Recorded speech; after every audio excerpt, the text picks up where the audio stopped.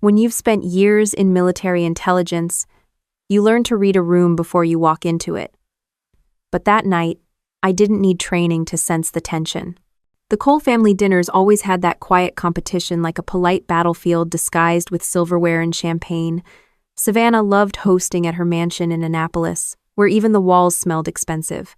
She liked everyone to know that success wore her last name now. She was in her element, gliding around the table in a designer dress, smiling like a senator's wife. Her husband, Preston, nodded at every story she told, even when it was about herself. My parents sat across from me, proud, nervous, pretending we were still a normal family.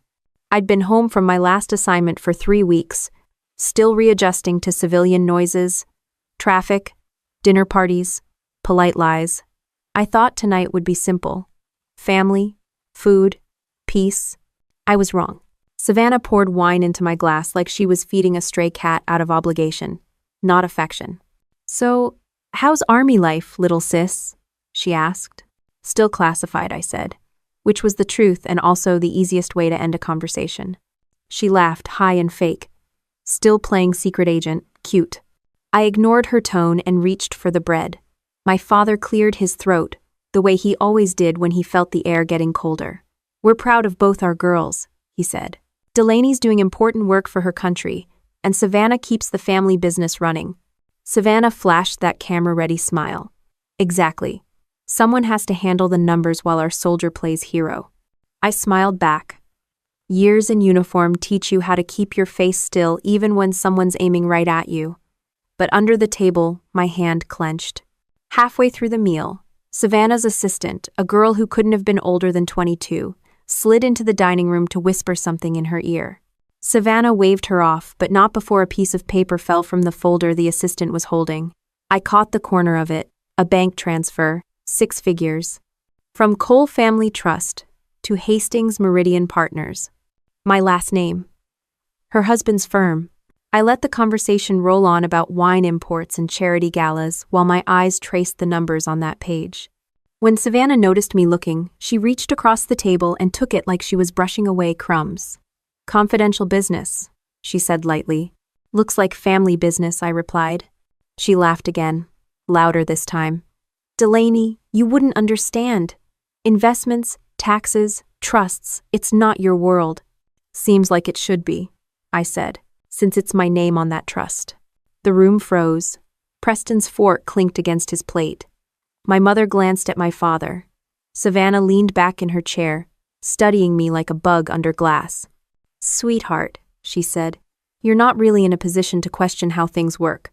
I've managed everything since Dad's health started declining. You've been overseas for years. You didn't want the responsibility." "That's not responsibility," I said. "That's control." Her smile vanished. "Watch your tone." "Or what?" I asked. "You'll move more money without telling anyone?" She pushed her chair back, slow and deliberate, the way a general might before ordering fire. "You think you can survive without this family? Without me? You'd last a week, maybe less. The only reason you've had comfort is because I made sure of it." I looked at her perfect hair, perfect confidence, perfect illusion, and I thought about every time I'd sent money home, every time I'd signed something she said was for the trust, every time I'd believed we were on the same side. "I think," I said quietly, "you've mistaken dependence for loyalty." She smirked. "Oh, please, without me you'd be back to scraping by on military pay. You couldn't even keep an apartment if I stopped helping." That was the moment I knew I was done. I reached into my purse and pulled out my key ring, house key, car key, everything she'd paid for. I set them one by one on the marble table. The sound of metal on stone was sharper than anything I could have said. My father started to speak, but I held up a hand. "No, Dad, she's right. Let's find out if I can survive without her." Savannah's confidence faltered for the first time that night. "Delaney, don't be ridiculous." I stood. Ridiculous would be staying. End of. The room stayed silent as I walked out. No dramatic goodbye, no slammed doors, just heels on hardwood, and the quiet realization that I'd finally stopped playing her game. Outside, the air was colder than I expected. My car, technically her car, sat in the driveway, gleaming like another reminder of what she thought she owned. I didn't touch it. I started walking instead. It was only 3 miles to the nearest bus stop. I'd marched longer distances carrying 50 pounds of gear. Tonight, I only carried my dignity. When I reached the main road, I took out my phone and opened my notes app. Operation Independence. I typed. Old habits die hard. I even added the date and location, like I was logging a mission. The bus driver didn't ask questions when I paid cash. Maybe he'd seen enough people running from something they couldn't explain. I sat by the window, watching the lights from Savannah's neighborhood fade behind me, each one a tiny star in a universe I no longer belonged to. I didn't have a plan yet. I didn't have a place lined up. But what I did have was training, patience, and the kind of anger that doesn't burn, it calculates. At a gas station near Fort Meade, I bought a burner phone, a notebook, and a cheap cup of coffee. The clerk gave me a look that said he'd seen this movie before. He hadn't. This wasn't heartbreak or rebellion. This was recon. Back at a small motel off Route 50, I opened my laptop and checked the Cole family trust documents I'd saved years ago, the ones Savannah never thought I'd keep copies of. I compared dates, signatures, transfers. Something was off. She'd always told me the trust was locked, that we couldn't touch it without both our approvals, but the most recent transaction had only one signature, hers, notarized, filed, and executed. The same week I was deployed. I zoomed in on the digital signature, that elegant fake of her looping S. It wasn't forged. It was authorized by a document I apparently signed 5 years ago, giving her full power of attorney. I didn't remember signing it.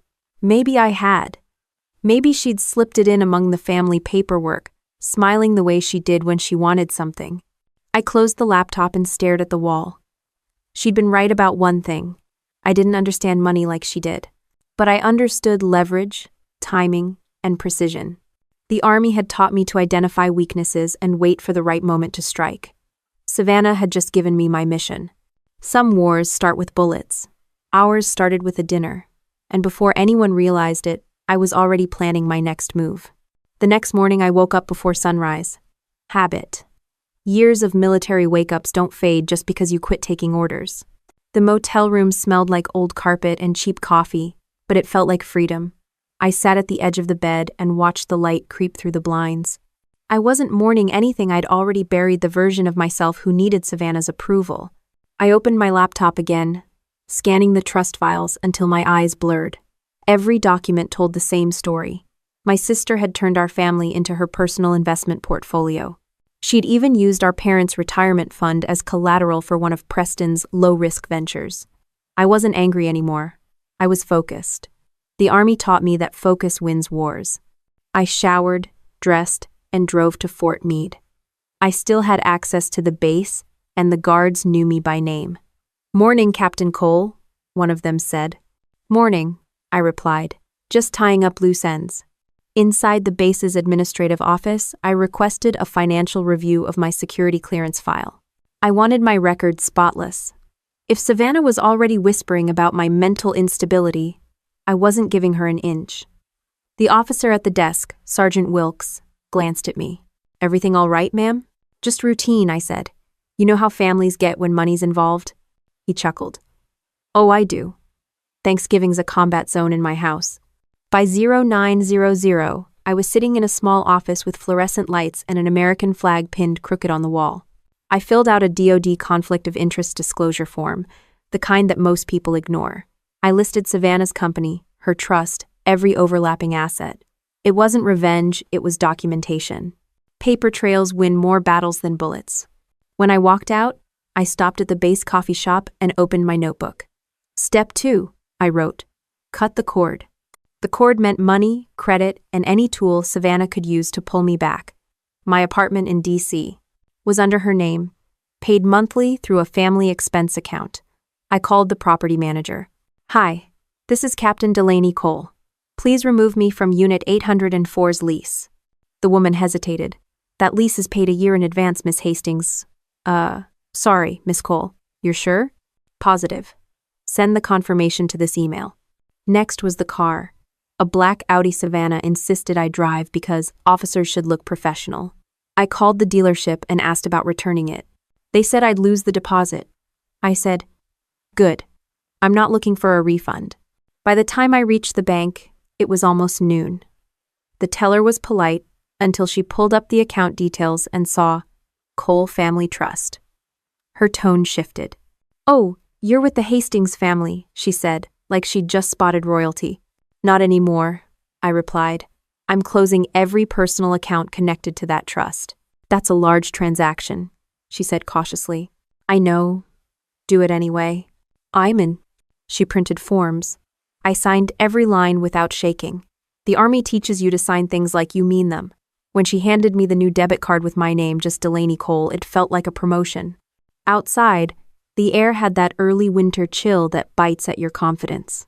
I sat in my car, the temporary one I'd rented with my own money, and stared at the card.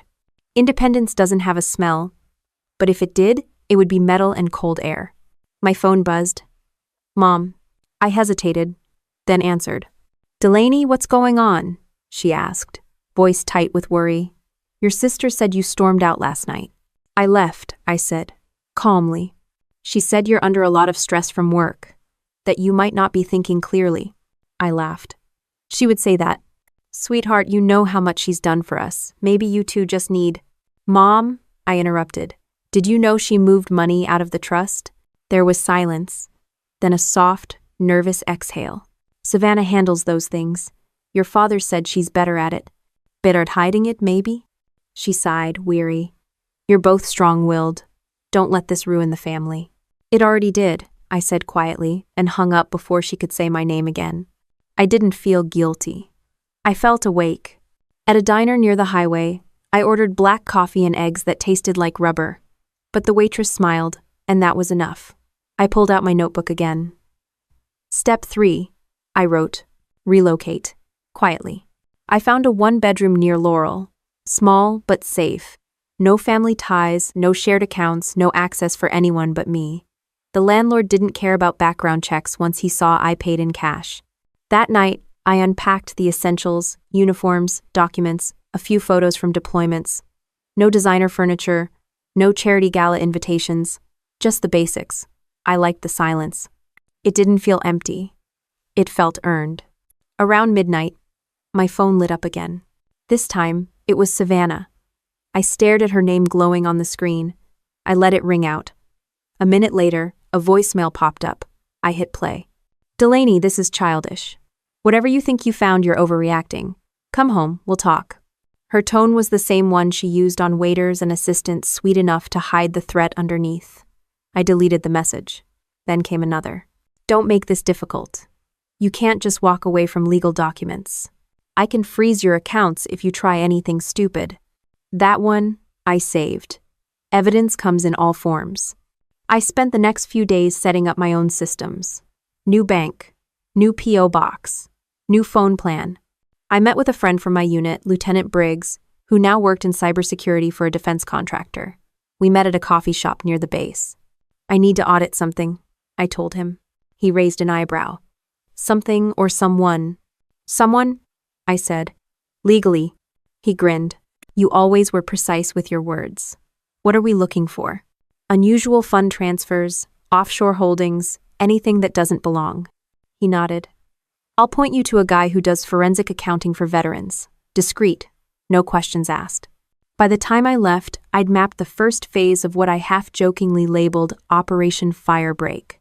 The goal wasn't destruction, it was containment. That night, as I locked the door of my new apartment, I caught my reflection in the glass. For the first time in a long time, I didn't see the little sister.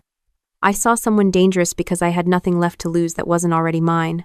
I brewed coffee and sat at my kitchen counter, scrolling through the files again, memorizing every number, every date. It wasn't about revenge. It was about control. She'd stolen that from me for years. I intended to take it back the same way. She took everything quietly, legally, and without apology. By the time the clock hit 0200, I had a plan written out across 3 pages. Not a fantasy, not an emotional rant, a mission outline. Names, dates, objectives, contingencies. Just like I used to brief my unit before deployment. I wasn't sure what the next step looked like yet, but I knew one thing for certain. Savannah had made one fatal mistake. She underestimated what a disciplined mind can do when it's betrayed. I turned off the lights and leaned back. the faint hum of the fridge filling the silence. The house key to her mansion still sat in my bag, untouched, a reminder of everything I'd left behind. I held it once, cold between my fingers, and set it down on the table. I didn't need it anymore. The next week, I treated my sister's financial empire the same way I used to analyze enemy networks patiently, piece by piece. Most people see money as math. I see it as movement. Every transfer, every filing, every digital breadcrumb tells a story if you know how to read it. My first stop was the office of Monica Cho, a civilian attorney who'd once handled legal reviews for the Army JAG Corps. She had the calm voice of someone who'd seen too many families destroy themselves over money. Her office smelled like coffee and paper. "I think my sister's abusing a power of attorney," I told her. "Do you have proof?" "I have suspicions, dates, and a pattern." "Yeah." She gave a small smile. "That's a start. But suspicion isn't evidence. You'll need documentation, records, witnesses, and patience. Do you know what fiduciary duty means?" I nodded. Yes. It's what she violated. We spent 2 hours going over what I remembered. Trust transfers, fake signatures, missing filings. Monica took notes quietly, tapping her pen like a metronome. When I finished, she closed her notebook. "You need to collect without trespassing," she said. "Everything you gather has to be admissible in court. That means no hacking, no accessing private systems, no recording without consent."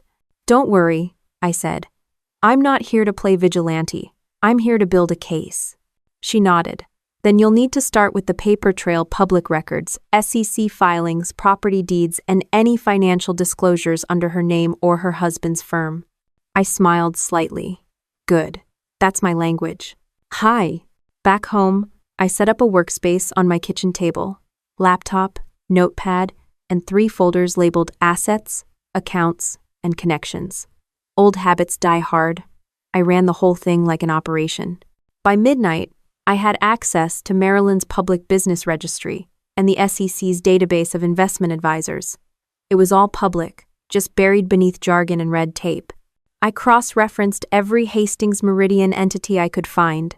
Shell companies, offshore LLCs, property holdings. Every few hours, I'd find a new name tied back to one address in Delaware, the legal equivalent of a black hole. That's when I called an old acquaintance, Dot Ramirez. She'd been our family's bookkeeper for 20 years before Savannah replaced her with a professional team. Dot picked up on the second ring. "Delaney? Haven't heard that name in a while. How's Army life?" "Less dangerous than dinner at Savannah's."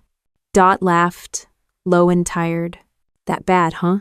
I need to ask about the family trust, specifically any old ledgers or transfers that didn't match." She hesitated. "You think she's dipping in?" "I don't think," I said. "I know. I just need the receipts." Dot exhaled. "I kept everything. Old habits. I didn't trust her back then, and it turns out my instincts were right. Come by tomorrow morning. I'll show you." Her house was small, cluttered with tax binders and coffee cups. She handed me a stack of ledgers so heavy it might have been classified. "Back when your dad set up the trust, Savannah insisted on handling the reinvestments herself," Dot said. "I flagged some transactions, but she told me to leave it. A few months later, I was retired. Do you still have copies of the transfers?" She nodded. "Every one of them. And a signed memo from your dad saying all transactions should require dual authorization. Guess who ignored that?" I scanned through the pages, spotting transfer codes and routing numbers. The amounts weren't pocket change, they were structured like someone hiding movement in plain sight. "Dot, you just handed me a smoking gun." She shrugged. "Be careful, sweetheart. That family's got lawyers who think God works billable hours." That night, I spread the files across my kitchen table like a tactical map. I drew arrows between entities, noted timelines, connected accounts. It was a network, a clean, deliberate siphon from the Cole family trust into Hastings-controlled investments. The next morning, I went back to Monica's office. "Do you know what forensic accountants cost?" she asked. "More than I want to pay." "Then learn fast," she said, handing me a list of tools. LexisNexis, SecEdgar, FinCEN queries. All public, all traceable. You're an analyst, you'll figure it out. For the next few weeks, I lived on coffee and data. Every night, I'd cross-check transfers, chart account names, and backtrack ownership.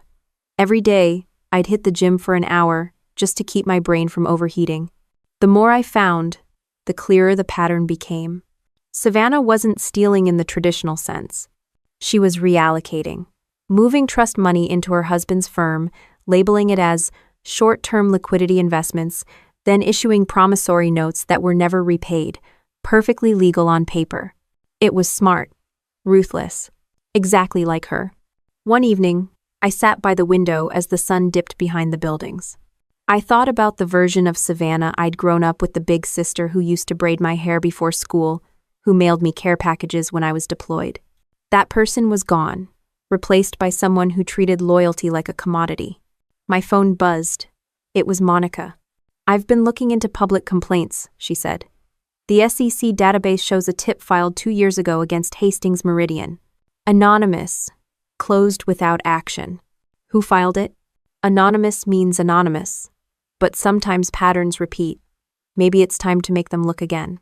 I opened my browser and searched SEC Whistleblower Form TCR. The page loaded like a confession. I started filling it out: firm name, nature of misconduct, supporting evidence. Under description, I wrote, "Alleged self-dealing and breach of fiduciary duty by investment manager with familial ties to beneficiary trust. Evidence attached." I attached 3 ledgers, 2 bank statements, and 1 scanned copy of the trust's original directive. No emotions, no accusations, just facts. I used a new email and encrypted VPN, not to hide, but to stay professional. When I hit submit, the screen flickered and displayed, "Your submission has been received." It felt almost anticlimactic, like firing the first shot in a war no one else could hear. The following days were quiet. Too quiet. Savannah hadn't called, and that meant she was either confident or scared. Both were useful. I spent the silence preparing organizing files, labeling evidence, and writing summaries like I was drafting an intelligence report. Every page began with, "Objective. Establish factual basis for breach of fiduciary trust." A week later, a letter arrived in my mailbox, no return address, just a government seal. Inside, a standard acknowledgement from the SEC's Office of the Whistleblower. "Your submission has been logged. Further contact may occur."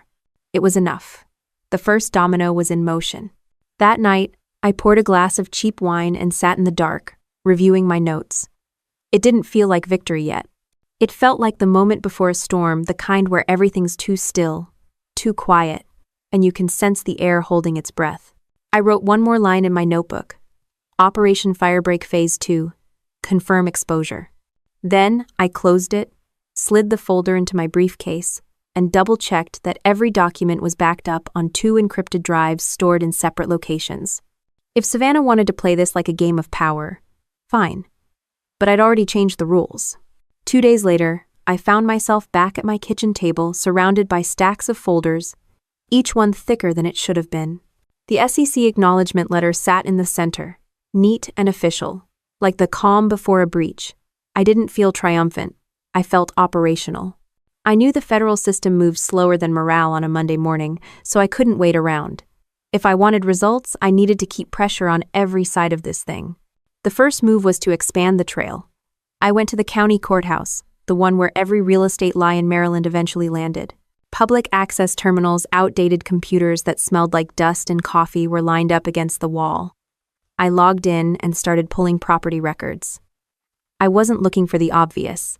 I wanted patterns. Savannah and Preston's names appeared on half a dozen LLCs, each owning real estate for development purposes. Then came the kicker. 2 of those LLCs shared the same tax ID as the Cole Family Trust. I cross-referenced the dates. The funds moved right after Dad's minor stroke 3 years ago, right when Savannah had stepped in to help. I printed everything, 3 copies each, and filed one set in a locked cabinet. That's when I noticed an old man watching me from across the room. He wore a wrinkled suit and glasses thick enough to stop bullets. "You're digging deep," he said. "Just research," I replied without looking up. He nodded. "Research that gets people nervous." "That. Then maybe they shouldn't leave such a mess," I said. He smiled, like he'd heard that before, and walked away. Back home, I opened my email and saw a new message from Monica. If you're serious about pushing this, we can file a parallel complaint with Adult Protective Services. It's elder financial abuse if she used your parents' assets without disclosure. I called her immediately. Do it, I'll sign whatever's needed. Slow down, she said. This isn't a sprint. Once APS opens a file, they'll contact your parents. Savannah will find out. She already knows I'm not playing nice, I said. Let her panic. We drafted the complaint together, factual, emotionless. I attached the property records and a timeline of withdrawals. Within 48 hours, the case was opened. Bureaucracy might move slowly, but it leaves footprints big enough for anyone to follow. 3 days later, I received an alert from my bank about a routine account verification. That was code for someone trying to peek at my finances. I called the fraud line, confirmed it wasn't me, and smiled. She was trying to see how much I knew. Good. I spent the evening securing my digital life. New passwords, two-factor authentication, encrypted backups, and offline copies. If Savannah wanted to dig, she'd find sand. The following week, the first call came. Unknown number, Washington area code. This is Special Agent Ward with the FBI, the voice said. We're following up on a suspicious activity report linked to Hastings Meridian Partners. Your name was referenced as a familial beneficiary. Are you available to speak? My pulse didn't even spike. Yes, Agent Ward. I'm available right now. He asked measured questions. Did I know of any unusual transfers? Did I have access to trust documentation? Had I recently separated from family financial arrangements? I answered precisely. Nothing more, nothing less. When he finished, he said, If you have evidence, send it through our secure portal. I'll email the link. I already have it organized, I said. That's rare, he replied. I'm military intelligence, I said. We label everything. After the call, I sat back, staring at the wall. The sound of my refrigerator humming was the only reminder I was still home and not in some ops center halfway across the world. I didn't feel like a whistleblower. I felt like a soldier assigned to a mission no one else wanted to touch. That night, I submitted the full documentation package to the Bureau files numbered, cross-referenced, annotated. I didn't dramatize a thing. The truth was ugly enough. Within a week, Savannah called.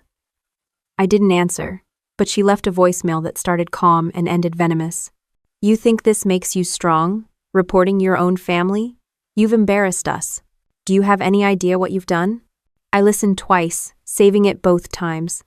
Evidence. Her voice shaking wasn't fear, it was losing control. She wasn't used to being the one watched. The next morning, I stopped by a small cafe near the courthouse. Dot Ramirez was already there, stirring her coffee like it owed her money. I got a weird call, she said. Somebody asking if I'd ever worked for your family. Didn't say who. That means the storm's close, I said. Dot leaned in. You sure you want to keep pushing this? They've got reach, lawyers, friends in high places. So do I said. They just wear badges instead of cufflinks. We talked logistics, what records she still had, what could be notarized. She'd been keeping copies of everything for years, in case it ever went south. Turns out she'd always known it would. That afternoon, I filed the official whistleblower packet for APS and followed Monica's advice to create a timeline binder. Every document, every call, every date recorded, labeled, time-stamped. She said if it ever reached court, that binder could win or lose the case. I made 2. One went in my locked drawer. The other went to Monica's office safe. Meanwhile, Savannah went quiet. Too quiet. That's the thing about people like her, they mistake silence for safety.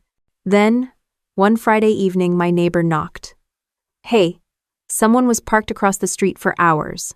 Black Escalade. Left when I came out. I nodded. Probably salesman. Salesman with tinted windows, he asked. Maryland's full of weirdos, I said. I didn't tell him that Savannah's husband drove an Escalade. I didn't tell him I'd seen that same model near my building twice before. Instead, I pulled the curtain shut, took a photo of the street, and logged the time. Details matter. Later that night, I received an email from the SEC. Your submission is under preliminary review. 5 words, and suddenly the air in the room felt heavier. Preliminary review meant they'd actually opened the file. It wasn't sitting in some forgotten inbox anymore. I sent a brief update to Monica. Contact established. Phase active. She replied with one line, then hold steady. I followed routine. Wake, work, run, document. Every day felt sharper, clearer. I wasn't scared. I was methodical. 2 weeks passed before anything shifted. The FBI reached out again, different agent this time. They wanted a formal statement. We met at a small federal office in Greenbelt. No handcuffs, no drama, just fluorescent lights and a voice recorder on the table. Agent Ward nodded to me. You're aware this meeting is being recorded? Yes. Do you wish to remain confidential under the Whistleblower Protection Act? Yes. Then please describe, in your own words, how the alleged misconduct began. For 2 hours I spoke. Calm, clear, factual. They didn't need tears, they needed facts. I gave them everything. Transfers, signatures, timestamps, names. By the end, Ward leaned back and said, "You've done half our job for us." Good, I said. I like efficiency. Walking out of that building, I didn't feel righteous or vindicated. Just steady, like I'd found the tempo again after months of chaos.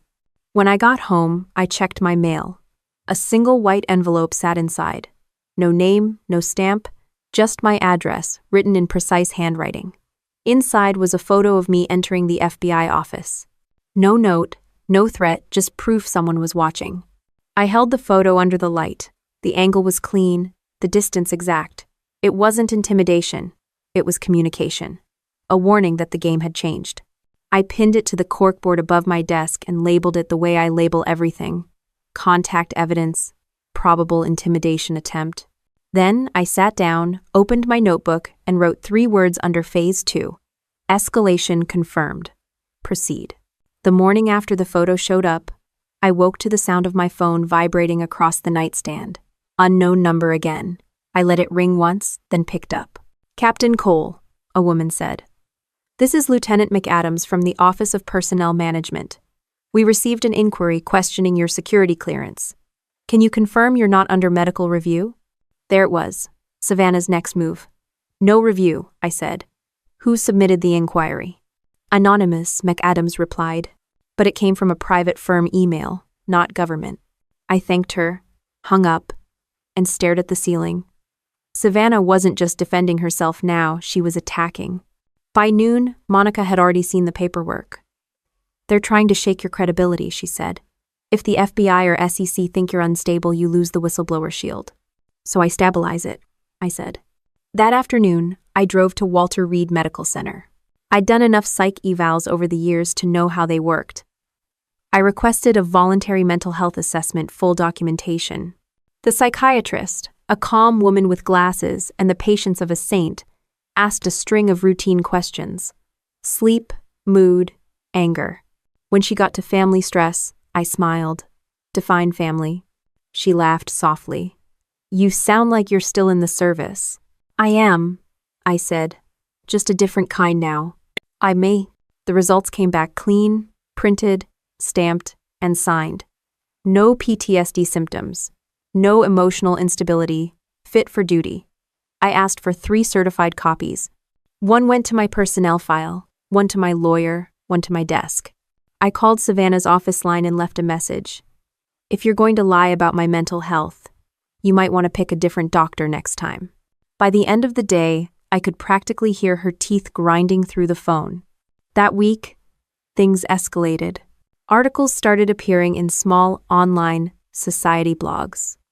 The kind Savannah's PR people fed gossip to when they wanted to humiliate someone politely. Troubled Army officer creates family rift, one headline read. Wealthy Annapolis philanthropist faces false allegations from estranged sister. The story was sanitized, no direct defamation, just enough to seed doubt. I printed every article and highlighted the phrases estranged, unstable, and unverified claims. It was almost impressive how efficient her spin team was.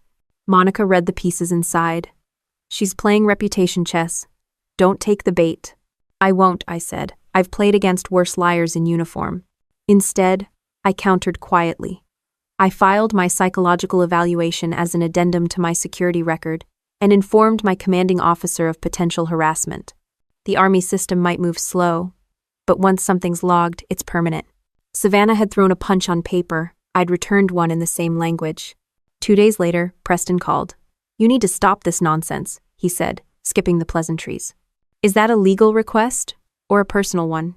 You're ruining your sister's reputation. Do you even realize how many people depend on her business? Do you realize how many of those people are being lied to?" He chuckled. The kind of condescending laugh men like him practiced. "You're not built for this world, Delaney. You're built for orders, not strategy." "Good thing strategy's my specialty," I said, and hung up. By Friday, I received a letter from the family attorney demanding I cease defamatory statements and unauthorized access to proprietary information. It was a scare tactic dressed as professionalism. Monica read it, laughed, and filed it under Fictional Threats, Volume 1. But the attacks weren't limited to paper. I started noticing unfamiliar cars again. Different models this time, same pattern. Parked near my building for hours, gone when I came outside. My landlord said someone had called asking to verify my rental history. That night, I drove to a hotel 2 towns over and checked in under a different name. Not because I was scared, but because unpredictability is a defense mechanism. If Savannah wanted to waste money watching me, she could watch empty hallways. The next morning, I met with Monica at a diner halfway between Baltimore and D.C. She looked exhausted but sharp, like she'd been rehearsing for court in her sleep. "She's going to double down," Monica said, stirring her coffee. "She'll make this about loyalty and family, not facts." "Then we make it about law," I said. "Families can lie, ledgers can't." We went through my documentation line by line, organizing every shred of evidence by admissibility. She suggested I prepare an affidavit in case subpoenas came next. "Savannah's going to come at you sideways," she said. "Emotional appeals, guilt, public pressure. You can't flinch." "I won't," I said. "I've been interrogated before. I know how to keep breathing when people think they can break you." When I got home, another voicemail waited. "Savannah again. This is insane, Delaney. You're tearing everything apart for nothing. Dad's health is declining, and this stress isn't helping. If you cared about him, you'd stop." Classic deflection turned the aggressor into the villain. I recorded it, transcribed it, and filed it under emotional manipulation attempts. That night, the weight of everything finally settled. Not sadness, just clarity. The kind you get when you realize there's no going back to the version of life where things were simple. I made tea, sat by the window, and thought about the army again, how command always drilled one rule into us: control what you can, endure what you can't. I couldn't control Savannah's money or her PR team, but I could control my evidence, my voice, and my sanity. That was enough to win most wars. The following Monday, I received a call from my old commanding officer, Colonel Harris. "Cole," he said, voice gravelly and direct. "Got an odd call from some woman asking if you're still cleared for classified work." I sighed. Let me guess, the accent said trust fund more than concerned citizen. He laughed. "That's one way to put it. Don't worry, I told her to lose my number. But whatever's going on, make sure it doesn't spill into your record." "Already handled, sir." When I hung up, I realized something important. Savannah was wasting ammunition. She'd thrown everything: gossip, doubt, intimidation, and none of it stuck. The more she screamed, the calmer I got. That was the part she'd never understand. A few nights later, I was back at the gym on base, running laps under the harsh fluorescent lights. Halfway through my 5th mile, a message came in from Monica. Court granted hearing on POA motion. Temporary freeze pending review. I slowed down, reading the words again. Temporary freeze. That meant the court had taken my evidence seriously. The trust, the one she'd treated like her personal ATM, was no longer hers to touch. I didn't cheer. I didn't text anyone. I just kept running. My lungs burned, my legs ached, and I smiled, because for the first time, Savannah was the one losing ground.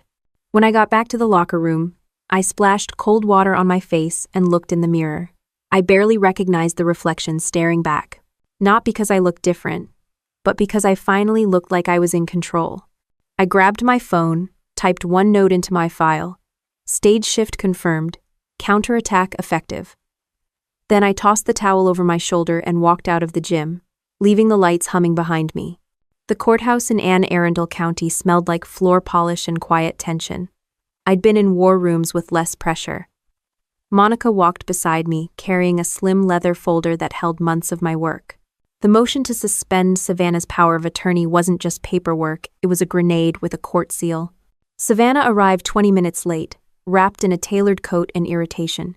Preston trailed behind her, all arrogance and aftershave.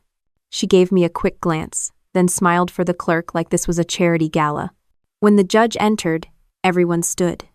The man looked old enough to remember when typewriters ruled the world. He adjusted his glasses, shuffled the files, and said, "This is a petition to review fiduciary authority under the Cole Family Trust, correct?" "Yes, Your Honor," Monica said. Her tone was calm, almost surgical. Savannah's lawyer, a tall man who probably billed by the minute, jumped in first. "My client has managed the trust responsibly for years. This filing is an overreaction by a family member who misunderstands complex financial instruments." Translation: "She's emotional, Your Honor." Monica didn't flinch. "Your Honor, we're not here about complex instruments. We're here about missing disclosures, unapproved asset transfers, and a breach of fiduciary duty. My client has documentation of funds being diverted to entities under the respondent's husband's control." The judge leaned forward. "Do you have proof of intent?" Monica handed over a binder. "We have signatures, transfers, and notarized records of dual authorization violations. If intent is required, it's in these pages." Savannah shot me a look that could peel paint. I didn't blink. The judge flipped through the binder, stopped halfway, and frowned. "These amounts are substantial. I'm ordering an independent audit. In the meantime, all distributions and transactions from the trust are frozen pending review." Savannah's attorney started to object. "Your Honor," he raised a hand. "Counselor, if your client's management is as responsible as you claim, she has nothing to fear from a short freeze." The gavel hit once. It sounded like thunder. Savannah went pale, then recovered with that polished composure she practiced since birth. She leaned toward me as we walked out of the courtroom and hissed, "You think you've won something? You've humiliated this family?" I looked at her. "No, Savannah, I just turned off the faucet."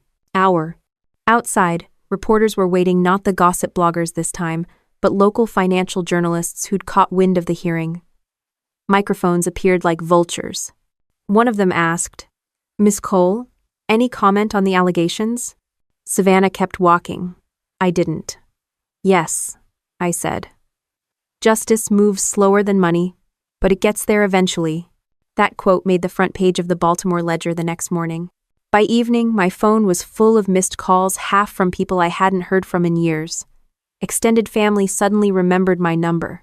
Old classmates sent messages that started with, "Hey, just checking in." I ignored them all. Fame wasn't part of the mission. Meanwhile, Savannah's firm went into damage control. Hastings Meridian issued a statement calling the investigation a routine internal review. Preston went on record saying, "We have full confidence in our compliance department." Translation: "We're scared, but we won't show it."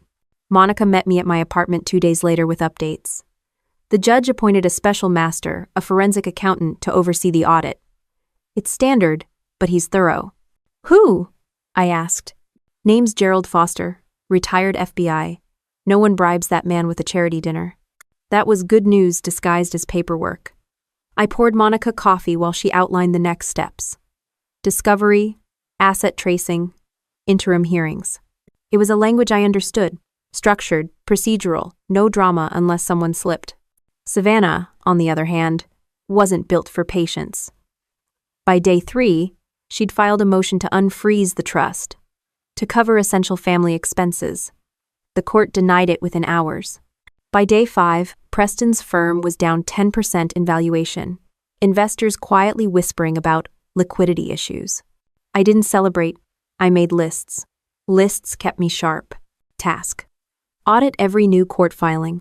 Task: monitor press coverage for leaks.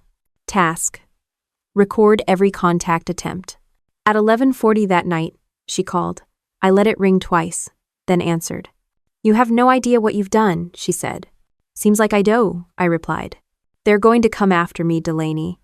You've started something you can't control." "I warned you years ago about control," I said. "You didn't listen." "You think you're the hero here? You've made enemies you can't even see." "Good," I said. They'll have to find me first. She hung up. I filed the call log. Evidence is evidence, even when it's personal. The next morning, the Special Masters team started reviewing records. They contacted the banks, the brokerage houses, and the CPA who'd signed the trust's last annual statement. By noon, I got an email from Monica. Initial audit confirms irregularities consistent with self-dealing. That was lawyer speak for Savannah's in trouble. Meanwhile, my parents called. For the first time in months, they sounded confused rather than angry. My mother's voice trembled. Savannah said the court made a mistake. No, Mom. The court made a decision. But this family, we're not supposed to be in court. I agree, I said. That's why I fixed it. There was silence on the other end. Then she whispered, Your father's proud of you. He just won't say it out loud. I swallowed the lump in my throat. Tell him I know. After we hung up, I sat by the window watching the streetlights flicker. The apartment below played music something slow and nostalgic. I thought about how strange it was that war zones and courtrooms could feel the same, tense, precise, quiet between explosions. 2 weeks into the freeze, Savannah's attorney filed another motion, this one trying to discredit my evidence by claiming procedural misconduct. Monica smirked when she saw it. They're flailing, she said. You don't file this kind of motion unless you're drowning. The hearing was brief.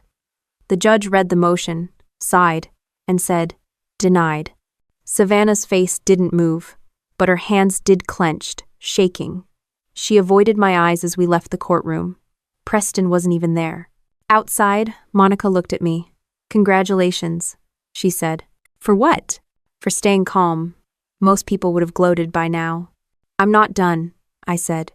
Not until the money's accounted for. That evening, I returned to my apartment and found a letter from the Special Master's office. A single line stood out. Preliminary findings suggest misappropriation exceeding $1 million. I read it twice.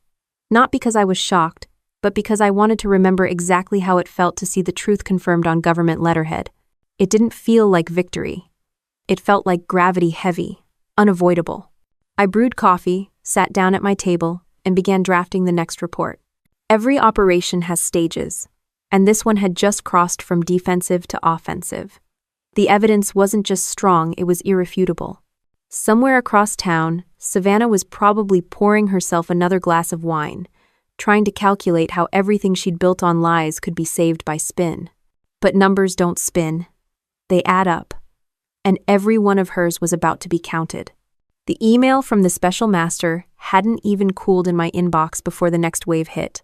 Federal agents officially contacted me for the second round of interviews, this time at the U.S. Attorney's Office in Baltimore. That meant the FBI had escalated their investigation from evaluation to active case. I arrived early. Habit. The waiting room smelled like burnt coffee and copier paper. A digital clock blinked 8:47 a.m. on the wall. A young assistant led me into a glass conference room where 2 agents and a federal prosecutor sat waiting. Captain Cole, the prosecutor said, extending his hand. I'm Assistant U.S. Attorney Green. Thank you for coming. The introductions were brief, and they went straight to business. They had documents spread out across the table, copies of the same financial transfers I'd tracked months ago, now stamped with official case numbers. Your sister, Savannah Hastings, appears to have moved money from family-held accounts into offshore shells controlled through Hastings Meridian Partners, Green said. We're cross-referencing the timing with other investors' complaints. It's possible she used familial assets to cover shortfalls. That's how clean frauds crack arrogance meets timing. They asked if I'd testify should the case reach grand jury. I didn't hesitate. Yes, I said, but I'm not doing this for a payout. I'm doing it because she's weaponized family against the law. Green nodded. Understood, but be prepared if this goes public. It won't be quiet. You'll be dragged through every headline she can buy. Let her spend, I said. She's good at it. By the time I left the building, reporters already camped outside, sniffing for blood. I kept walking. One shouted, Captain Cole, are you testifying against your own sister? I stopped just long enough to look him in the eye. Against a criminal, not a sister. Then I kept going. Back home, Monica called. You made the morning news, she said, sounding half amused, half worried. Next time, maybe don't drop quotes like that, unless you want a trend on Twitter. Good, I said. Let the internet remember who told the truth first. For the next 2 weeks, everything moved fast and slow at the same time. The audit results turned into subpoenas, subpoenas into interviews, and interviews into rumors. Savannah's firm started losing clients, and her once-weekly public appearances dropped to 0. Still, she didn't go quiet. She doubled down. Her PR machine rolled out a counter-offensive press releases, painting her as the target of a politically motivated smear campaign by disgruntled relatives. They used my military record to twist the story, calling me unstable after multiple deployments. I read one of the articles over coffee. They'd even dug up an old photo of me in uniform from Iraq, tired, dusty, and sunburned, captioned with, "Family disputes cause veteran to lash out." It was calculated, manipulative, and almost impressive in its precision. Monica called within minutes. "We'll issue a formal cease and desist." "Don't bother," I said. "They just told me they're scared. You only try to assassinate someone's character when the truth's already killing you." Oh, but while the PR fire burned, the federal one was just getting hotter. The FBI raided Hastings Meridian's satellite office downtown, pulling hard drives and ledgers. The photo made the evening news agents in jackets, computers in boxes, the company logo being carried out behind yellow tape. When the story aired, I was sitting alone at a diner, eating eggs that tasted like victory disguised as breakfast. The waitress refilled my coffee and said, "You one of those government types?" I smiled. "Something like that." The next morning, I got a text from an unknown number. "You're destroying everything." I didn't respond. 2 hours later, another one arrived. "You don't understand who you're up against." I filed both screenshots into my evidence folder. Savannah was getting sloppy. But not all battles were fought on legal fronts. My parents called again. This time, Dad was on speaker. "Your sister says you've been manipulated by outsiders," he said. His voice was strained, weary. "She said you're working with federal agents to ruin her." "I'm working with federal agents to stop crimes," I said. "Family should settle things privately." "Dad," I said carefully, "when someone steals millions from a family trust, that stopped being private a long time ago." Silence followed, heavy and uneven. Then he said quietly, "Do what you have to do." It wasn't approval, but it wasn't rejection either. It was surrender, the kind you only hear from people who finally realize denial isn't shelter. Later that day, Monica's office received an anonymous delivery. Inside the envelope was a flash drive labeled 4D. The files contained internal memos from Hastings Meridian emails between Preston and 2 senior partners discussing off-book capital offsets tied directly to trust assets. It was a smoking gun with initials. Monica's assistant traced the IP metadata. It came from inside the firm. Someone was flipping. Monica grinned when she told me. "Looks like your sister's kingdom is springing leaks." "Every empire does," I said, "especially the ones built on family." Meanwhile, the military side of my life tried to carry on like normal. My commanding officer called me in for a casual meeting. "You've got federal exposure, Captain," he said. "Just make sure nothing in this process compromises classified handling." "It won't," I said. "Everything I've touched is personal, not operational." He nodded. "Then keep your head down. You're representing more than yourself now." I knew what he meant. Once you're in uniform, even off-duty, you carry the flag whether you want to or not. That weekend, I attended my first whistleblower debrief with the DOJ. It was surreal rows of people in suits, digital evidence projected on screens, everyone calm but tense. I watched as one of the agents displayed an email from Preston titled "Covering Short-Term Liabilities." The attachments listed offshore transfers that matched the trust withdrawals to the dollar. The room went silent. Green turned toward me. "These align with the documents you submitted in March. Your evidence is corroborated." Translation: they had them cornered. For a second, I thought about Savannah sitting in her office, surrounded by everything she thought made her untouchable: money, prestige, power. She'd used all of it as armor. Now, every layer was being peeled back by accountants in gray suits with badges. When I left the building, the air outside felt different. Lighter, but not free, like the sky before a storm breaks. I drove to Arlington to visit a friend from my last deployment, Sergeant Vince Taylor, now running a security consultancy. We sat in his garage surrounded by half-assembled drones and black coffee. She's escalating? He asked. Yeah. Media, threats, emotional manipulation. The full toolkit. Then you've got to start thinking asymmetrical. Don't play her game. Change the field. How? He pointed to his laptop. Information Warfare 101.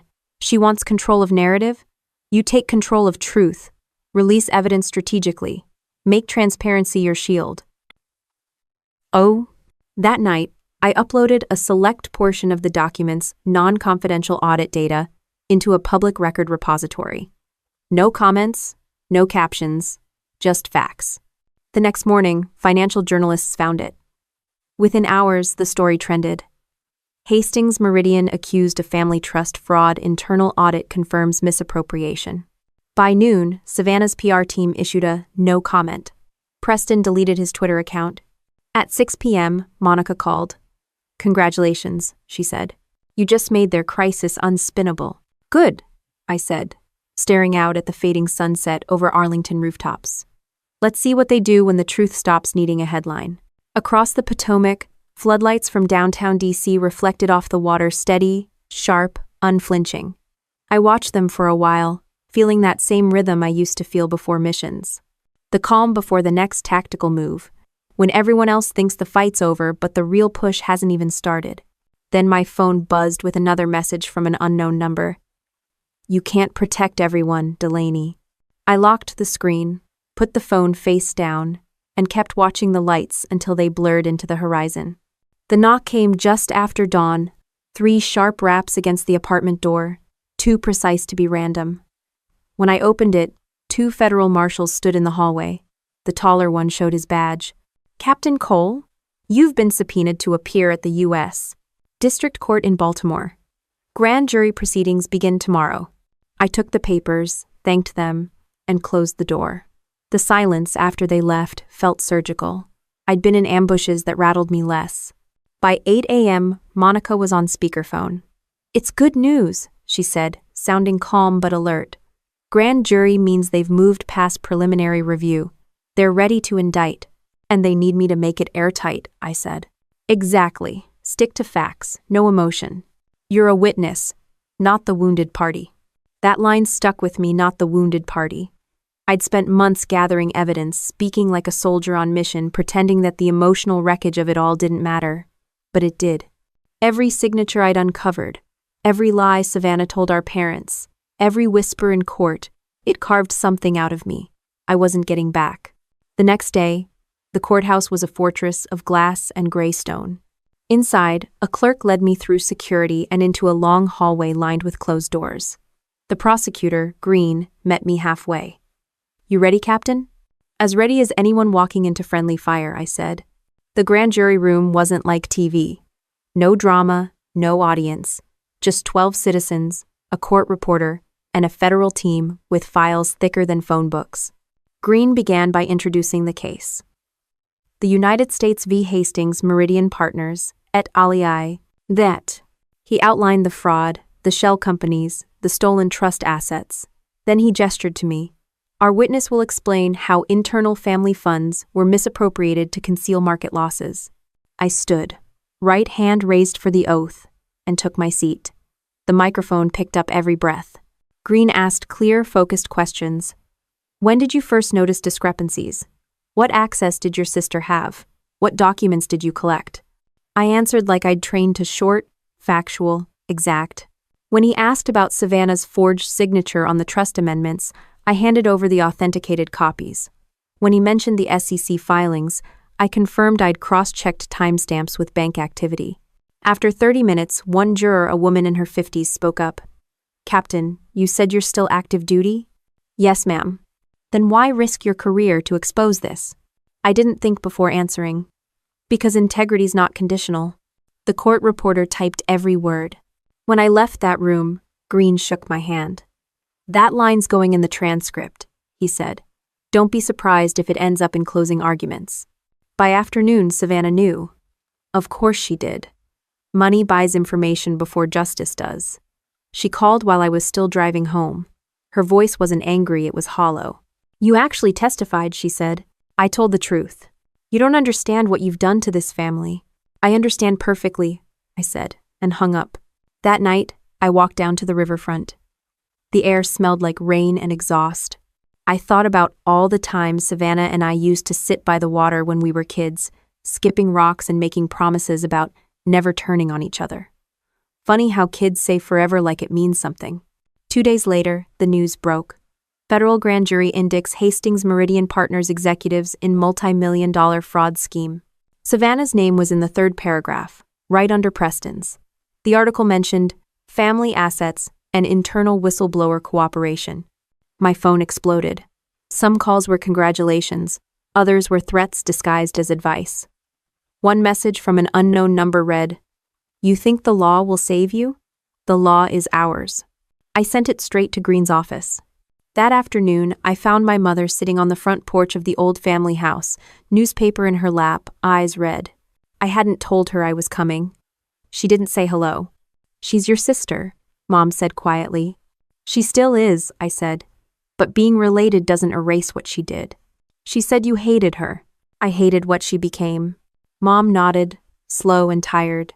"Your father's been quiet all day. He watches the news but doesn't speak. I think he's ashamed of both of you." "That's fair," I said. "He raised 2 fighters and didn't expect they'd end up in the same ring. I'm to plays." We sat there for a while, listening to the wind against the porch rail. Finally, she said, "I just hope you both survive this." "Only one of us needs to," I said, and walked back to my car. The next week blurred into hearings, statements, and quiet chaos. The audit results were entered as evidence, the SEC confirmed the misappropriation patterns, and FBI agents began seizing electronic records from Hastings Meridian's servers. The investigation widened beyond the family trust. Now it included investors, charitable accounts, and international transfers. One morning, Green called. "We're preparing plea deals for the secondary defendants," he said. "But your sister's digging in. She's refusing counsel's advice." "She would," I said. "Controls her religion." He paused. "If she doesn't cooperate, she could face 20 years. She won't last 2 in isolation," I said. "But she'll die before she admits she's wrong." The day Savannah was arrested, I wasn't there. I saw it on the local news that evening, her walking out of a brownstone in handcuffs, wearing sunglasses like they made her untouchable. Preston was right behind her, expression blank. I didn't cheer. I just turned off the TV and started typing my next report for the whistleblower office. There's no celebration in justice, only relief that it still works. But not everything about the fallout was clean. 2 nights later, I came home to find my apartment door slightly ajar. Instinct kicked in before thought. I drew the small handgun from my bag and entered silently. Nothing was stolen, nothing moved. Except one thing, a single family photo that used to sit on the bookshelf. It was now on the counter, face down. Whoever did it wanted me to know they'd been there. I called it in, but the responding officer couldn't do much. "No fingerprints, no cameras catching entry, maybe a message," he said. "It is a message," I replied, and I received it loud and clear. I spent that night awake, lights on, scanning the same paragraph of a book over and over without processing a word. By morning, I'd made a decision. If they wanted to intimidate me, I'd answer in daylight. I called a local journalist. I trusted someone who'd covered corruption cases without bowing to sponsors. I gave her limited access to my documentation, just enough to show the federal case wasn't a witch hunt. Her article went live 2 days later. Army officer turned whistleblower, the woman who stood up to Wall Street power. It went viral in hours. Not because people loved justice, but because they loved drama that looked righteous. For once, I didn't mind. When Savannah saw it, she called again from her lawyer's phone. "You've humiliated me in front of the world." "No," I said. "You did that. I just stopped cleaning up after you." She hung up without another word. That evening, Green called to confirm the indictment: expansion wire fraud, tax evasion, conspiracy. The case had reached the irreversible momentum stage. Once the feds hit that gear, no amount of money could buy the brakes. Still, I couldn't shake the feeling that this wasn't victory. Not yet. There's a kind of silence that follows big moves, the kind that means someone, somewhere, is deciding what comes next. I went back to the window, watching the city lights flicker across the water. It reminded me of a field before detonation, quiet, perfect, and waiting for the next impact. 3 days after Savannah's arrest, the headlines stopped calling it a misunderstanding. By then, it had a name: the Hastings Meridian Scandal. Every major outlet had a version. The morning shows dissected it between celebrity divorces and election coverage, and financial pundits debated the psychology of greed inside family-run empires. Light. I sat at the kitchen table, coffee in one hand, watching the crawl on CNN. Her mugshot flashed briefly, makeup smudged, chin lifted like she was still giving orders. Monica called while I was watching. "The arraignment's tomorrow," she said. "You don't have to attend, but I'd recommend it." "I'll be there," I said. Someone needs to make sure the truth doesn't get rewritten in the hallway. And a crap. When I arrived at the courthouse the next morning, the crowd outside was double what it had been during the first hearing. Protesters, reporters, photographers, it looked more like a movie premiere than a fraud case. I walked straight past them, badge from my military ID clipped inside my jacket pocket. Savannah stood at the defense table, immaculate again, like she'd spent the night in a salon instead of a holding cell. Her lawyer whispered to her as cameras clicked. When the judge entered, the room fell silent. He read through the charges: 6 counts of wire fraud, 4 counts of tax evasion, 3 of conspiracy, and 1 for obstruction of justice. Savannah pleaded not guilty to all of it, her voice steady but hollow. Then the judge spoke. Bail is set at $2 million, to be secured with verifiable assets not tied to the ongoing investigation. Her lawyer looked rattled. Her verifiable assets had been frozen 2 weeks ago. She wasn't walking out of there today. When they let her out in cuffs again, she didn't look at me. Maybe she couldn't. Outside, the noise was deafening. Reporters shoved microphones in my face. One of them asked, "Do you feel any satisfaction seeing your sister behind bars?" "No," I said. "I feel sad it ever came to this." That clip ended up everywhere within hours. People online called me the honorable sister, which sounded ridiculous. There's nothing honorable about tearing down your own blood, even when they deserve it. The following week, the dominoes started falling. Preston cut a plea deal, turning over internal records in exchange for reduced sentencing. 3 senior partners resigned within 48 hours. The firm's board voted to dissolve Hastings Meridian entirely. By Thursday, the entire empire Savannah had built, her wealth, her name, her image collapsed like scaffolding in a storm. Monica came by my apartment that night with a bottle of bourbon. "You realize what you did, right?" she said, pouring 2 glasses. "I filed paperwork," I said. She laughed. "No, Delaney. You burned down a dynasty and walked out without smelling like smoke." I took a sip, let the burn hit my throat, and said, "It wasn't fire. It was sunlight." But not everything about the aftermath was clean. The public turned fickle fast. A week later, one of Savannah's PR leftovers tried spinning a redemption arc, painting her as a misunderstood visionary betrayed by internal corruption. A few gossip magazines even printed soft-focus photos of her as the fallen woman of Wall Street. I ignored most of it until I saw an article quoting Mom. "Savannah always had the family's best intentions," she'd said, voice trembling through a phone interview. Delaney just didn't understand. That one hit harder than I expected. I'd spent years protecting the people who couldn't see the knife in their own backs. Now, they were defending the hand that held it. I called Monica. "She's talking to the press now." "Let her," she said. "The narrative will die once the plea deal becomes public." "She's not taking a deal," I said. "You know that." "Then she's choosing prison over pride." "Exactly," I said. "And pride doesn't serve time quietly." A week later, I was proven right. The U.S. Attorney's Office filed a motion noting Savannah's refusal to cooperate. Green called me personally. "We're going to trial," he said. "It's risky, but the evidence is airtight." "Do it," I said. "Let her hear the truth in open court." The trial began in early May. Baltimore's federal courthouse looked like a fortress wrapped in press badges.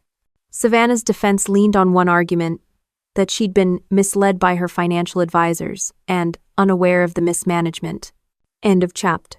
They tried to paint me as an opportunist, a bitter sibling weaponizing bureaucracy. It almost worked until Green called me to the stand again. I took the oath, sat down, and watched Savannah avoid eye contact. Green played a series of recordings, boardroom calls, email chains, even her own voice approving unauthorized transfers. Then came the final piece. A signed directive moving $1.3 million from the family trust to a shell LLC labeled Blue Haven Consulting. The signature was hers. The date was one day after Dad's hospitalization. When Green asked, "Did you confront your sister about this?" I said, "Yes. She told me to stay out of her affairs." "What did you do next?" "I filed a report." Savannah's lawyer objected, but the damage was done. The jury's faces told the rest of the story. After I stepped down, Green leaned over and whispered, "You just closed the coffin." The defense called no witnesses. 3 days later, the jury deliberated for less than 4 hours. Guilty on all counts. Savannah didn't cry when the verdict was read. She just stood there, expression neutral, eyes distant, as if she'd left her body somewhere that didn't have consequences. The judge sentenced her to 16 years in federal prison, with eligibility for parole after 10. Preston got 5. When the courtroom emptied, I stayed in my seat. Green walked over. "It's done," he said quietly. "No," I said. "It's over. That's not the same thing." And that night, I drove out to the bay. The wind off the water was cold and steady, carrying the faint smell of salt and diesel. I parked near the same pier where Savannah and I used to fish with Dad when we were kids. The old wooden rail was still there, weathered but standing. I thought about everything that had led us here, how a single family could fracture so cleanly that only paperwork could put the pieces back in order. I'd spent months treating this like a mission, an operation, an equation to solve. But staring out at that black water, I realized it wasn't victory I felt. It was vacancy. The kind of silence that follows after you stop fighting and remember why you started. When I got home, I opened the binder labeled Sentinel Project Draft. It had started as a loose idea, something to help other veterans and their families protect their finances from abuse and exploitation. I flipped through the notes, diagrams, funding proposals. The mission wasn't finished. It was just changing shape. I shut the binder, stood, and started clearing space on the table. There would be new files soon, new names, new fights, maybe even new enemies. But at least now, I knew how to win them. The morning after the sentencing, I woke up before dawn, same as I used to before deployment. No alarm, no reason, just the body remembering what it feels like to have purpose. The air outside was cold enough to sting, and for the first time in months, my phone wasn't vibrating with new messages, threats, or subpoenas. The silence felt unfamiliar, almost suspicious. I brewed coffee, sat at my desk, and stared at the folder labeled Sentinel Project. It wasn't a dream anymore. It was a blueprint. I'd spent weeks sketching ideas during the investigation, an organization that would help active duty members and veterans guard their families against financial exploitation. I'd written notes like teach them how to track paper trails before it's too late and make trust management training mandatory for returning officers. Now it was time to build it for real. I called Monica first. "You ever wanted to do something that actually fixes the system instead of just surviving it?" "Every day," she said. "Why?" "I'm starting something called the Sentinel Project. Legal advocacy, financial education, security training. I want to use everything this nightmare taught me and weaponize it for good." "You realize that's going to make you public again," she said. "Good. This time on my terms." Within a week, we had a meeting space, a borrowed conference room inside a Veterans Outreach Center near Fort Meade. The room smelled like whiteboard markers and bad coffee, but it felt right. Monica brought in 2 young paralegals, both ex-military, who were eager to help. One of them, Eli, had served in the Navy. The other, Dana, had been a combat medic in Afghanistan before law school. They worked fast, drafting bylaws, mission statements, and grant proposals. We spent late nights around that conference table, fueled by caffeine and determination. I taught them how to structure investigative documentation the way the military taught me. Clear, numbered, cross-referenced. If it's not logged, it didn't happen, I'd say. By the end of the first month, we had an EIN number, a provisional nonprofit registration, and a mission statement that didn't sound like marketing copy. Sentinel Project, protecting service members and their families from financial abuse through education, advocacy, and accountability. Word spread faster than I expected. Local veteran networks started calling. One Marine emailed saying his father's caregiver had drained his retirement account while he was deployed. Another case came from a widow whose brother-in-law had used her survivor benefits to fund his business. Every story sounded like mine. Different details, same betrayal. We didn't have funding yet, but we had purpose. That was enough to start. Meanwhile, the fallout from the Hastings Meridian collapse rippled through D.C. The firm's name became shorthand for greed disguised as family. Law schools debated the case. Business magazines called it a cautionary tale about unchecked authority. Savannah's sentencing became a case study in fiduciary reform. I didn't read most of it. Some wounds don't need analysis, they need closure. One afternoon, I received a letter from the federal detention facility where Savannah was being held. The handwriting was unmistakable hers, clean and sharp. I left it on the counter for 2 days before opening it. It wasn't an apology. Savannah never apologized. It was short.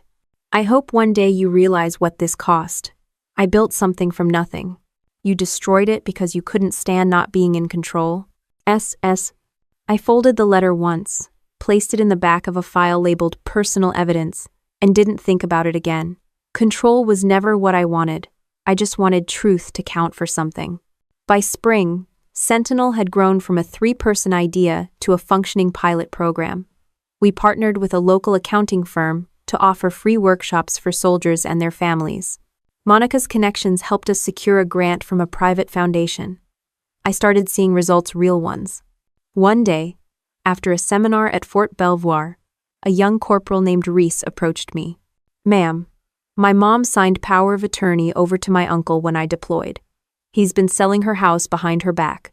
I didn't even know until last week. Do you have documentation?" I asked. "Some. I don't know what to do." I handed him my card. "You start a paper trail. You do exactly what I did by the book. And you don't stop until someone has to listen." His eyes widened. "You really think that works?" I smiled. "It got my sister arrested." That line spread through the base like wildfire. Soldiers started jokingly calling me the finance sniper. I didn't mind. Titles come and go. Results stay. Meanwhile, Monica was managing the legal side with the efficiency of a war planner. She'd file 3 petitions before lunch and still find time to teach volunteers how to navigate probate law. One night, after a long day of training, she looked at me and said, "You ever think about what comes next? After Sentinel takes off?" I shook my head. "No, planning for peace isn't my specialty." "Maybe it should be," she said. "You've spent your whole life fighting battles. Maybe this is your ceasefire." Her words stuck with me. That weekend, I drove to my parents' house for the first time since the trial. The yard looked smaller somehow, the house quieter. Mom opened the door, her eyes soft but guarded. Dad sat in his recliner, watching an old war documentary with the volume low. Nobody mentioned Savannah. Nobody had to. After dinner, Mom handed me an envelope. Inside was a check $50,000 from the sale of a family property I didn't know we still owned. "It's from your father," she said. "He said it's your share. Do something good with it." I nodded. "I already am." Back at the office, I deposited the money directly into Sentinel's account. That single deposit turned into our seed fund. Within a month, we had our first official office, a small building near Annapolis, painted gray and white, with a single word etched on the door: Sentinel. We held our first official press briefing there. Cameras rolled as Monica outlined our mission. When they asked if this was inspired by the Hastings scandal, I stepped up to the microphone and said, "No, it's inspired by what happens when families stop protecting each other. We're here to make sure no one else has to learn that lesson the hard way." The clip ran that night on local TV. My phone buzzed nonstop. Some messages were from veterans thanking us. Others were from families asking for help. The story had legs. That evening, I walked through the empty office, after everyone left.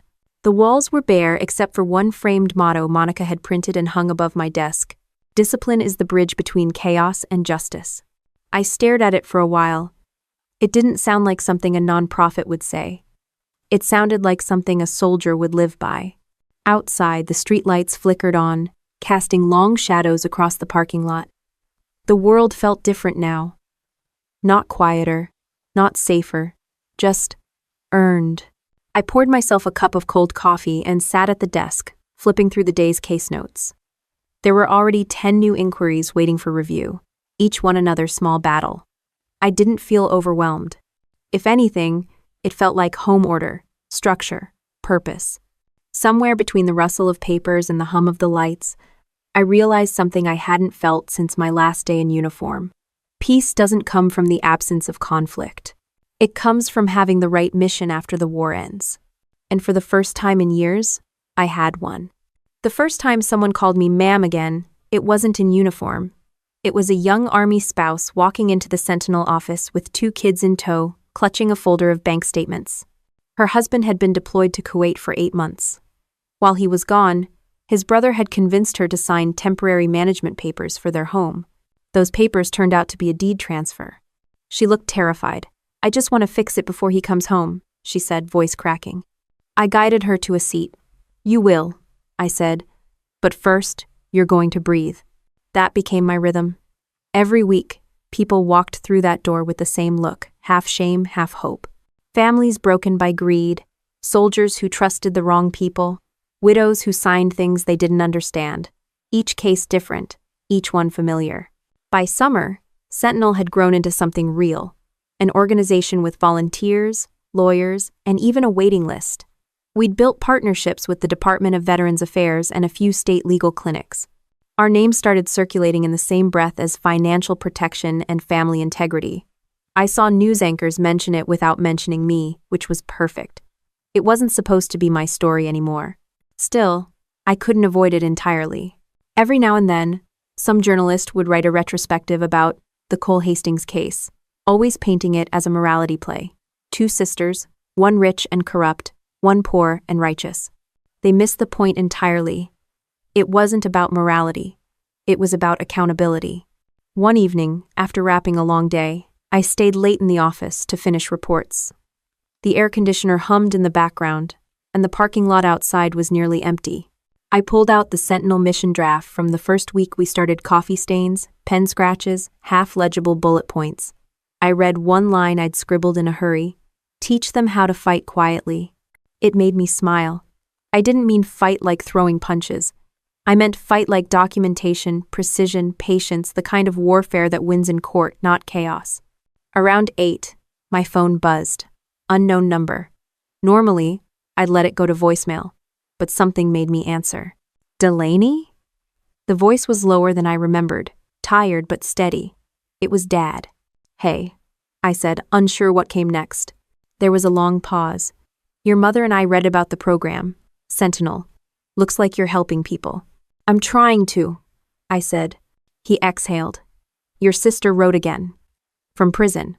Says she wants to see you." I stared at the stack of files on my desk. "Why?" "She says she wants to understand what went wrong." "That would take years," I said. "Then maybe she finally has the time," he replied softly. I didn't answer right away. The thought of seeing Savannah again made something cold tighten in my chest. For months, I'd built my life around moving forward, not circling back. But closure isn't about peace, it's about precision. And part of me knew this wasn't finished until it was spoken aloud. A week later, I drove to the federal facility outside Jessup. It looked like every other government building I'd ever seen: gray, concrete, barbed fences, order hiding under fluorescent lights. The guard led me into a visitation room where Savannah sat behind glass, wearing beige instead of her usual designer suits. She looked smaller somehow, but her eyes were still the same sharp, analytical, unflinching. "Delaney," she said into the phone. "Savannah." For a few seconds, neither of us spoke. The hum of vending machines filled the gap. "You've changed," she said finally. "You look settled." "Peaceful, maybe," I said. "It's a side effect of honesty." She smiled faintly, still with the sarcasm. "Still with the denial," I replied. She tilted her head, studying me. "Do you really believe I did all of this out of greed?" "No," I said. "I think you did it out of fear. You were scared of being ordinary, scared that power would slip if you didn't hold it tighter every year." She looked away. "You make it sound like I'm the villain in a movie." "No," I said. "You're just human. That's worse. Humans can justify anything." For a long time, she didn't speak. Then she said, "You won, you know." "There was never supposed to be a winner," I said. "Just accountability." Before I left, she asked one more question. "Does it feel worth it?" I thought about every veteran who'd walked into Sentinel's office, every family who'd stopped a scam because they'd learned to read a contract properly, every quiet thank you that replaced the noise of revenge. "Yes," I said, "it finally does." When I stepped outside, the air felt different, cleaner, sharper. I didn't feel lighter or vindicated. Just done. That night, I drove straight to the Sentinel office. The team was hosting a late workshop for newly discharged soldiers and their spouses. I stood in the back, watching Monica lead the session. She spoke about rights, documentation, and power of attorney laws with the same calm authority she'd used in courtrooms. Eli and Dana were helping a young couple fill out forms. On the wall behind them hung our new banner. "Integrity is the highest form of armor." When the session ended, Monica waved me over. "You missed the good part," she said. "I saw enough," I replied. We cleaned up in silence, stacking chairs and shutting off lights. Before locking up, I glanced once more at the empty room, the whiteboards filled with notes, the coffee cups, the small flag on the front table. It wasn't grand, but it was solid. Every inch of it was earned. Driving home, I passed through downtown Annapolis. The same city where Savannah used to host fundraisers now displayed flyers for Sentinel's next seminar. Irony has a funny way of evening things out. At a red light, I caught my reflection in the window, tired but steady. Not the soldier who'd fought wars overseas, or the whistleblower who tore down her sister's empire. Just a woman who finally understood what it meant to build something that didn't need to destroy first. When I got home, I placed Savannah's letter, the last one, into a locked box with other documents from the case. Then I sealed it and labeled it, Archive, Closed Operations. The next morning, I woke up early again. I brewed coffee, opened my laptop, and read the latest reports from our field offices. Sentinel had just expanded to 2 new states. More families protected, more soldiers informed, progress without noise. I poured another cup and stepped onto the balcony. The sunrise stretched over the water, gold bleeding into blue. The same bay where everything had once fallen apart now looked endless, calm, whole. For the first time, I didn't think about revenge, or justice, or even victory. I thought about legacy, the kind you don't inherit, the kind you build. Somewhere behind me, my phone buzzed with another message from a new client. I didn't rush to answer it. The mission wasn't going anywhere, and neither was I. The world keeps turning, the work keeps coming, and sometimes that's enough. The story doesn't need to end with fireworks or forgiveness. Just with the quiet truth that a soldier found peace not in winning wars but in making sure fewer of them ever started again.